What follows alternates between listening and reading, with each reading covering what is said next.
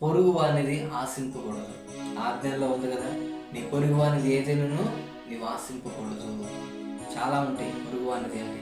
మొదటిగా వచ్చేసరికి ఏమండి, ధనము, పొరుగువాని ధనము, పొరుగువాని పొలము, ఏమండి నీ పొరుగువాని భార్యనైనాను ఆశింపకూడదు.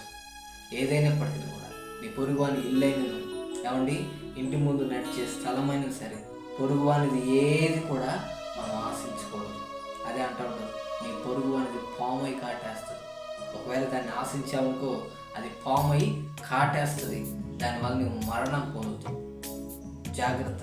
ఈ పొరుగు అనేది ఏది కూడా, ఏదైనా సరే నువ్వు ఆశింపకుండా నీకు ఉన్న దాంట్లోనే, నీకున్న సమృద్ధిలోనే నువ్వు సంతృప్తిగా ఉండు. అప్పుడు దేవుడు నిన్ను కటాక్షించి నీ మీద కరుణ జాలి చూపిస్తాడు. God bless you. ఈ పొరుగు అనేది ఏది కూడా నీవు ఆశించకుండా నీతి న్యాయత కలిగి జీవి.